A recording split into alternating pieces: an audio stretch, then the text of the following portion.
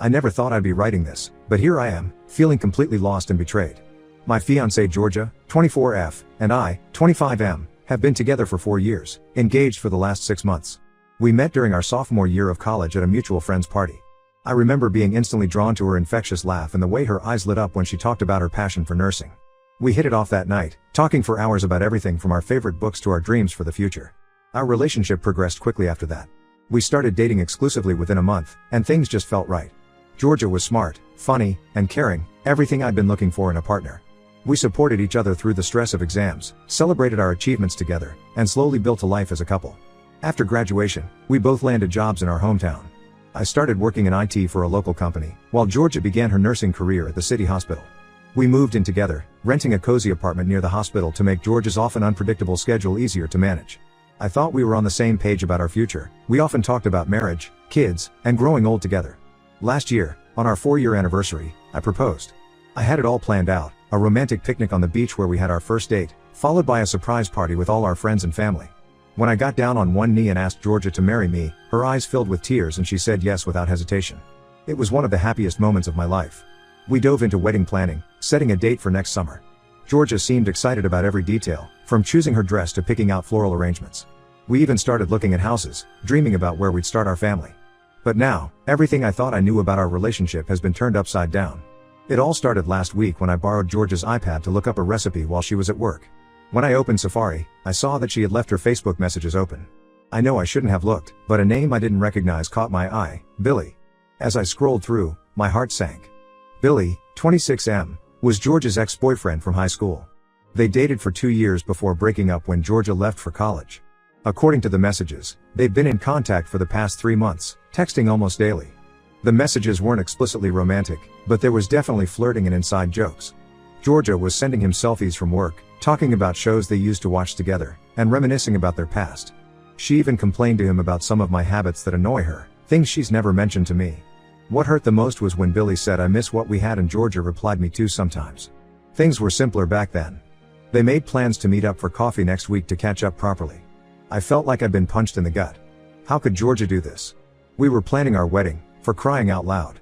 I always thought we had an open, honest relationship. We'd even talked about past partners before, and Georgia had said her relationship with Billy ended on good terms but they weren't in contact anymore. Was that a lie? When Georgia got home from her shift, I confronted her about the messages. At first, she tried to downplay it, saying Billy was just a friend and I was overreacting.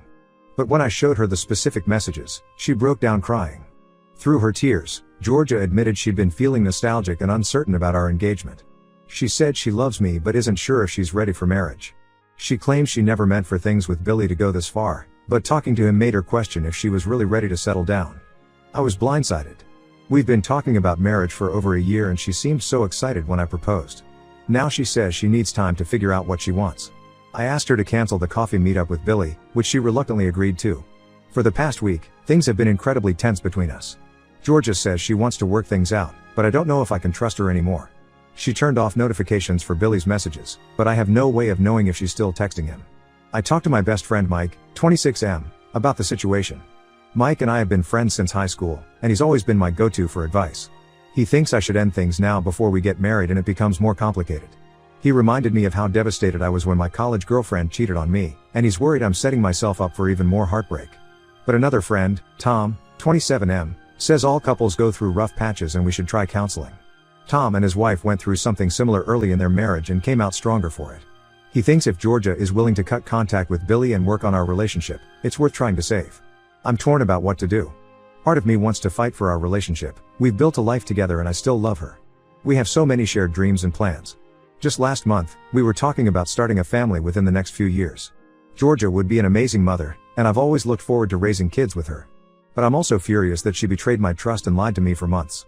I can't stop thinking about what else she might be hiding. Every time she looks at her phone, I wonder if she's texting Billy. When she works late, I question if she's really at the hospital. We're supposed to put down deposits for our wedding venue and catering next month. I don't know whether to go ahead with it or put everything on hold. Georgia says she wants to stay engaged but needs more time to be sure about marriage. Part of me wonders if she's just trying to keep me as a backup option while she explores things with Billy. I'm worried that if I give her more time, she'll just keep talking to Billy behind my back. But if I end things now, am I throwing away a 4-year relationship over some text messages? I know she didn't physically cheat, but the emotional betrayal hurts just as much. To complicate things further, we just signed a new 1-year lease on our apartment last month. If we break up, neither of us can afford the rent alone. Most of the furniture is mine, but Georgia doesn't have anywhere else to go right now. Her parents live across the country, and I know she'd be devastated to leave her job at the hospital. I'm losing sleep over this and having trouble focusing at work. I keep replaying our happy moments in my head and wondering if they were all a lie.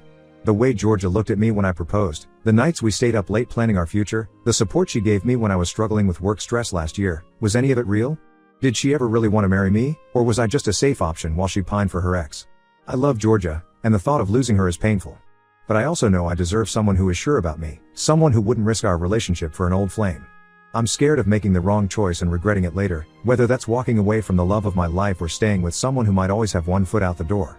Any advice would be appreciated. Should I try to work things out with Georgia? Give her the time she's asking for?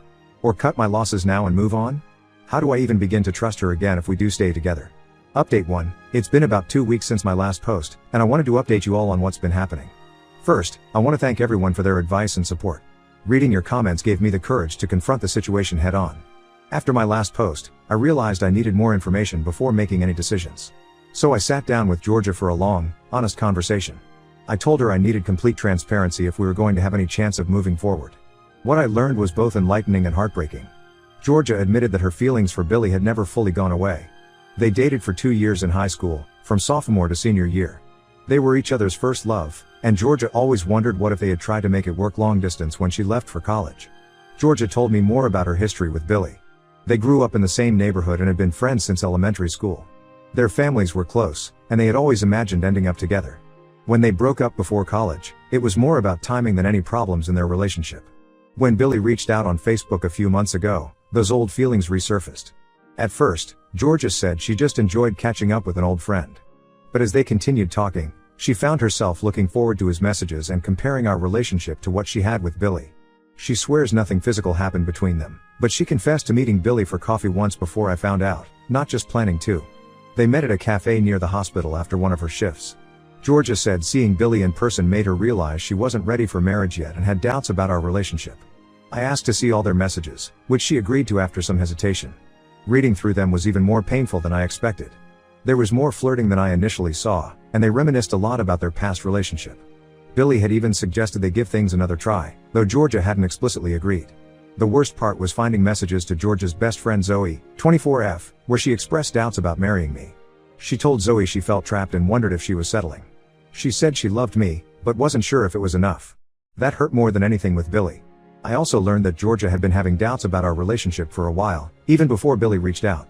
She said the pressure of wedding planning and the reality of committing to forever had made her question if she was really ready. But instead of talking to me about it, she turned to her ex. After our conversation, I decided I needed some space to process everything. I packed a bag and went to stay with my brother for a few days.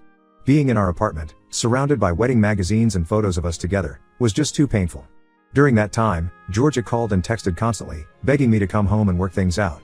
She promised to cut off all contact with Billy and said she knew she wanted to be with me. She even suggested we start couples counseling to work through our issues. But being away gave me clarity. I realized I deserve someone who is sure about me, not someone who needs to explore old flames to figure out what they want. The trust is broken, and I'm not sure it can be repaired. When I returned home, I told Georgia I think we need to end our engagement. She cried and pleaded for another chance, saying she'd do anything to fix things. She said the time apart made her realize how much she loves me and wants a future together. But my mind is made up. I can't marry someone knowing they had such significant doubts and hid them from me. We're still figuring out the logistics of separating our lives. Neither of us can afford the apartment alone, so we're looking into breaking the lease early. Most of the furniture is mine, so Georgia is staying with Zoe while she looks for a new place. We're also in the process of canceling wedding vendors and returning gifts. It's been incredibly difficult. Some moments I want to take it all back and try to work things out. I miss the comfort of our routine, the way Georgia would bring me coffee in bed on her days off, the plans we had for our future. But then I remember the messages I read and know this is for the best long term. I'm focusing on myself now, throwing myself into work, hitting the gym more, and reconnecting with friends I'd neglected while planning the wedding. It hurts, but I know I'll be okay eventually. Thank you all again for helping me see things clearly. I'll update again once things are more settled. Update 2. It's been about a month since my last update, and I wanted to share some developments. Breaking up with Georgia has been one of the hardest things I've ever done, but I'm more convinced than ever that it was the right decision. We managed to break our lease without too much financial penalty. The landlord was surprisingly understanding when we explained the situation. It probably helped that we found new tenants to take over the lease quickly. Georgia moved in with her friend Zoe temporarily, and I'm staying in the apartment until the end of the month while I look for a new place. Dividing our belongings was tough. We'd accumulated so much stuff together over 4 years. In the end, I kept most of the furniture since it was technically mine. Georgia took the kitchenware and some decor items. There were a few arguments over sentimental things, like the painting we bought on our first vacation together, but we managed to sort it out civilly. The hardest part was canceling the wedding. We lost some deposits, but most vendors were accommodating once we explained what happened. Returning gifts and explaining to guests was humiliating, but necessary. My parents were especially disappointed. They had already put down a non-refundable deposit on the rehearsal dinner venue. I found out through mutual friends that Georgia started officially dating Billy about 2 weeks after we broke up. It stung to hear, but also confirmed I made the right choice. Clearly, her feelings for him were stronger than she let on. I can't help but wonder if something was going on between them even before I found the messages. On my end, I've been focusing on healing and personal growth. I started seeing a therapist to work through my trust issues from this experience. It's been helpful to have a neutral party to talk to about everything. I've also been hitting the gym regularly and picked up rock climbing as a new hobby. It's been a great way to challenge myself physically and mentally, and I've met some cool people at the climbing gym. Work has been a great distraction. I threw myself into a big project and it's paying off. My boss hinted at a possible promotion coming up. I'm also planning a solo trip to Europe next month to clear my head and gain some new perspectives. I've always wanted to backpack through Italy, and now seems like the perfect time to do it. Friends and family have been incredibly supportive. My brother lets me crash at his place whenever I need a change of scenery. And my college buddies have been great about getting me out of the house and keeping me distracted. We've been having weekly game nights, which has been a fun way to stay connected. I won't lie, there are still moments when I miss Georgia and our life together. Sometimes I'll catch myself thinking about texting her or wondering what she's up to. But those moments are getting fewer and further between.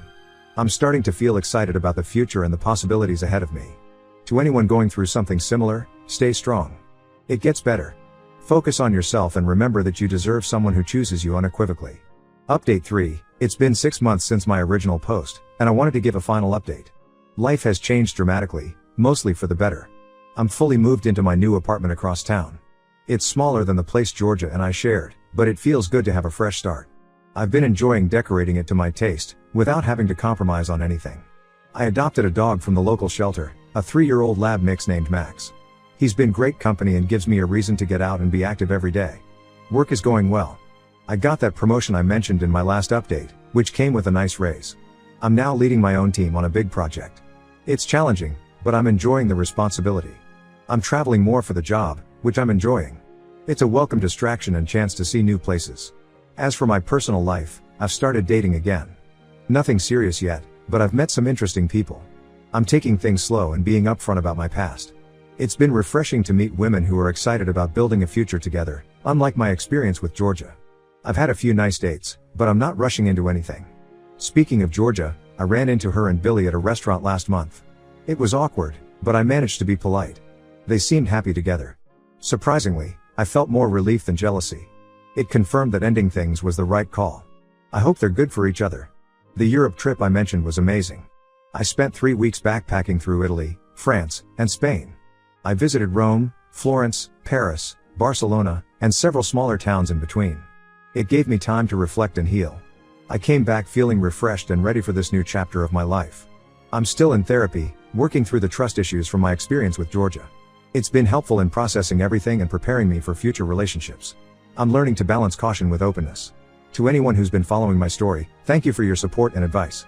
It meant more than you know during those difficult early days. If you're going through something similar, hang in there. Focus on yourself, lean on your support system, and know that better days are ahead. This will be my final update. I'm ready to close this chapter and move forward. Wishing you all the best in your own journeys.